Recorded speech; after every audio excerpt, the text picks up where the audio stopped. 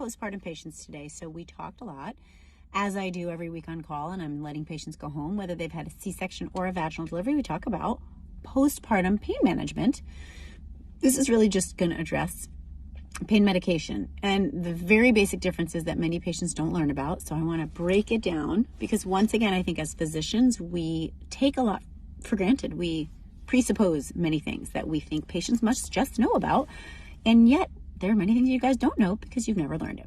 So we're going to talk mostly about the two common medications that we give patients for pain or inflammation or fever, and that is ibuprofen and acetominophen. Those are the generics. So this is what's important to listen to.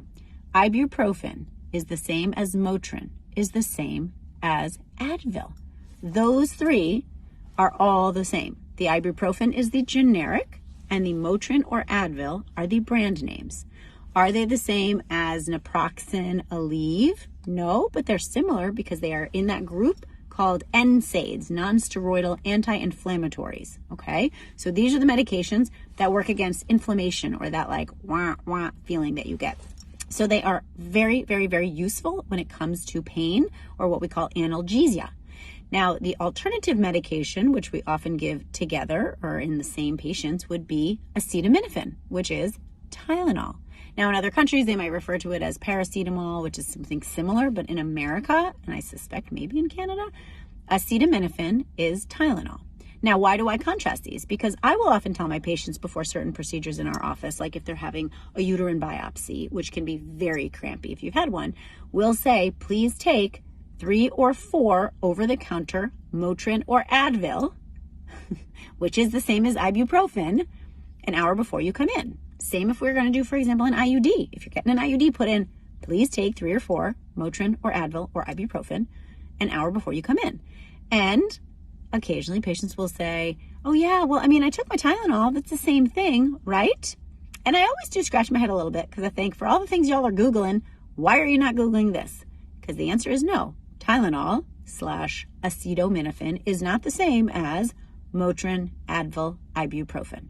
Because Motrin, Advil, ibuprofen are non-steroidal anti-inflammatories, which means they help with inflammation, whereas Tylenol can help with some pain, but is a very good anti-fever medication, okay? Antipyretic, we call it.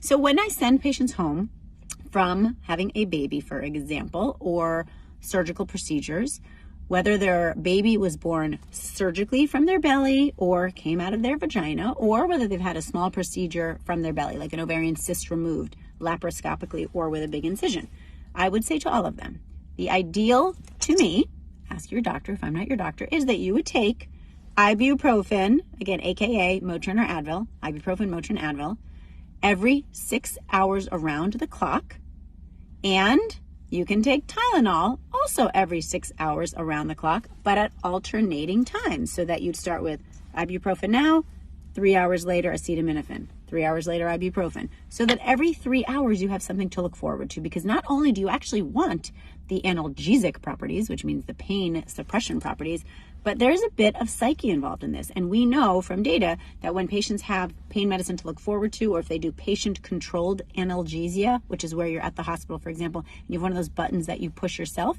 you really end up feeling emotionally better and physically better, partially because of the placebo effect of knowing that you actually are either getting placebo medication through those PCA little buttons you push at the hospital, or just the knowledge that you have the ability to take another dose.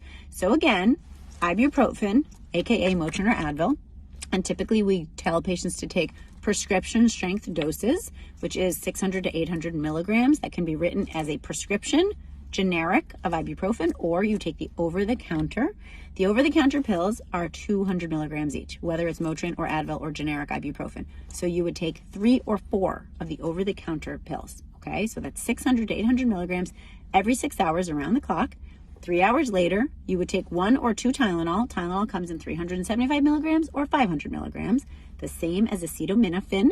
That is the generic. So you would take 1 or 2 Tylenol, also every 6 hours. But again, so that you alternate. So every 3 hours, I got something to look forward to. If you fulfill that regimen for the first couple of days after you've had a baby, after a long vaginal delivery or a C-section, you often can avoid narcotics. The downside to the narcotics, while they're very good for pain, is that they can also constipate you and make you feel dizzy. So many of us don't like them and don't even feel better from them. And I've had many surgeries, as you know, and I am no hero when it comes to pain, nor would I withhold small doses of narcotics from patients if they need it, because if you do need it, it's very appropriate.